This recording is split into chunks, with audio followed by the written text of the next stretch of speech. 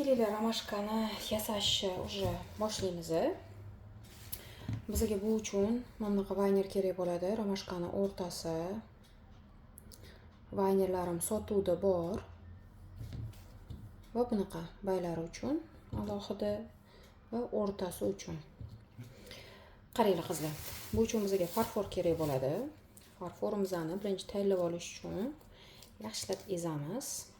O'rtasini hozir qilamiz. Men sizlarga o'rtasidan 3-4 xil variantda yasashni o'rgataman. Bittagina vaynerdan katta, kichkinaroq qanaqa qilib qilish kerakligini sizlarga ko'rsatib beraman. Qolgan farforimizni обязательно paket ichiga solib qo'yishimiz kerak.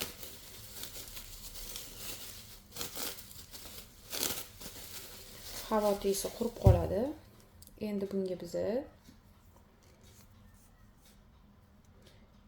sariq krasителimizni aralashtiramiz. Krasitel oddiy ko'llardan ishlataman. Uyingizda bor krasitellar bo'laveradi, farforga tushadi. Teng deysizmi yoki oddiy akvarelnimi? Glavniysi, eng asosiysi ko'p qo'shish kerak emas. Ko'p qo'shib yuborsangiz, farforingiz tvorogga o'xshab achib qolishi mumkin. Endi achib qolish degan emas-u, farforni kleykasi kamayadi. Unda yana farforga kley qo'shib, yana bir marta pishirib olishingizga to'g'ri keladi. Farforni pishirish retsepti gruppamda sotuvda bor. Uni ham xarid qilsanglar bo'ladi. Bir necha xil variantda farfor pishirish uslublari bor. Mana yaxshilab aralashtirib oldik. Qaranglar endi.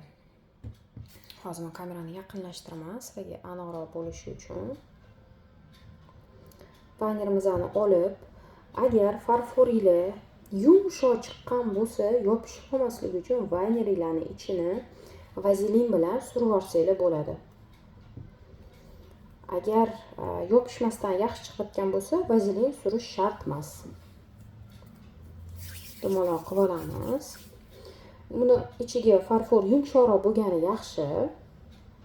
Izlarini aniq yaxshi oladi. Ichiga botirib, yaxshilab botirib olamiz. Qo'rqmanglar qizlar, toshib ketmaydi, uzilib ketmaydi.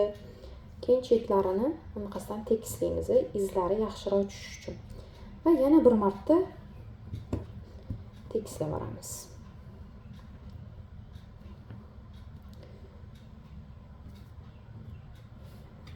Cho'p olamiz. Cho'pni oldindan men ustiga bunaqa dumaloq qilib oldim. Men bu monetkamiz tushib ketmasligi uchun. Endi mana qaranglar, o'rtasiga qo'yamiz. O'rtasiga qo'yib, chetlariga yopishtiramiz. Shunda cho'pimizdan tushib qolmaydi. Marhamat, ko'rib olinglar.